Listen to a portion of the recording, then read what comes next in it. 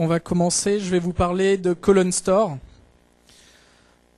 Donc Colon Store, ça va être intéressant pour tous ceux qui veulent indexer leur data warehouse d'une nouvelle manière, et notamment en termes de performance et en termes de résultats au niveau de leurs analyses. Alors, je vais commencer par partir par les bases du monde du data warehouse.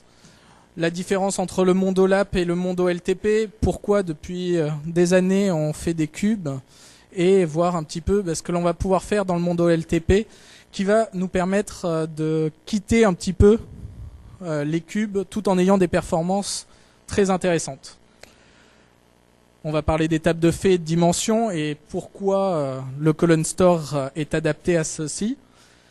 On va refaire un petit tour sur les index B-tree et ce que l'on avait auparavant dans SQL Server, donc jusqu'à SQL Server 2012. Puis, on va parler véritablement de Colon Store où on aura 3 petites démos pour avoir des performances un petit peu intéressantes et voir également les limites du Colon Store.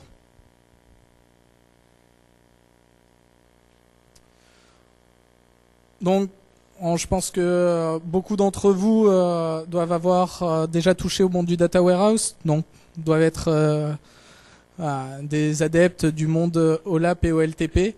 La grande différence entre l'OLAP et l'OLTP, c'est le fait que le monde OLAP est relativement statique, à savoir que vous allez processer vos cubes et vos cubes seront disponibles ensuite pendant toute une journée ou plusieurs fois par jour si vous voulez processer les cubes plusieurs fois par jour. Mais vous aurez quelque chose qui est généré périodiquement. De plus, le langage à apprendre, c'est le MDX. Et pour beaucoup d'entre nous, on parle beaucoup plus couramment SQL que MDX. Et les mesures sont précalculées pour améliorer les performances ainsi que l'espace de